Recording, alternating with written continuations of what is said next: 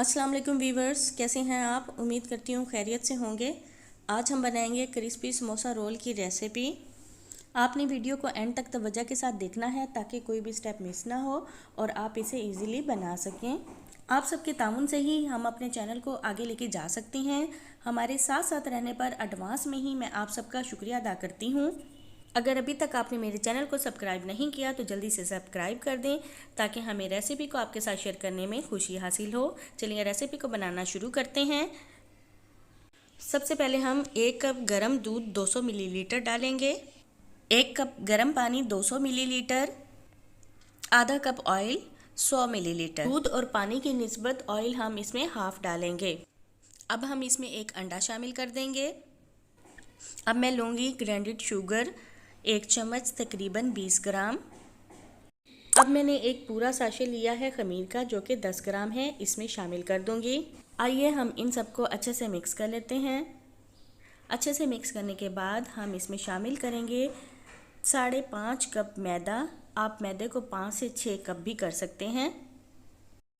मैदे को हमेशा आपने छान कर इस्तेमाल करना है। ये बिल्कुल फ्रेश मैदा था इसलिए इसे मैंने ऐसे ही डाल दिया है। एंड में हम इसमें नमक शामिल करेंगे। नमक 1 चम्मच या आप हस्बे ज़रूरत भी डाल सकते हैं।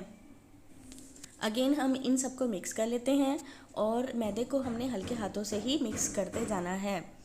मैदे की डो क्योंकि चम्मच के साथ अच्छी तरह से नहीं बन पाएगी इसलिए हम अब चम्मच को साफ़ कर लेते हैं और कुछ देर हाथ से ही गूंद लेते हैं। आटे को हमने 4 से 5 मिनट के लिए अच्छी तरह से गूंद लेना है ताकि आटा स्मूथ हो जाए। आटे की जो डो है वो बहुत ज़्यादा सख्त नहीं होनी चाहिए। अब हम इसे कवर करके 40 मिनट के लिए रख देंगे ताकि आटा जो है खमीर हो जाए। अगर आप आटे का खमीरा जल्दी उठाना चाहते हैं तो इसे गर्म जगह पे भी रख सकते हैं। 40 मिनट कंप्लीट हो चुके हैं। अब हम डो को चेक कर लेते हैं। डो को प्रेस करके इससे सारी हवा निकाल देंगे। आप देख सकते हैं कि आटा अच्छे से खमीर हो चुका है।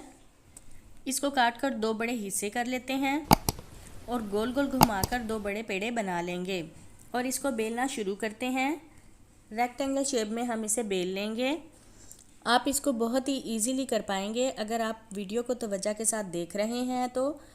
एक हमने तैयार कर लिया है, इसी तरह से हम दूसरा भी तैयार करके रख लेते हैं।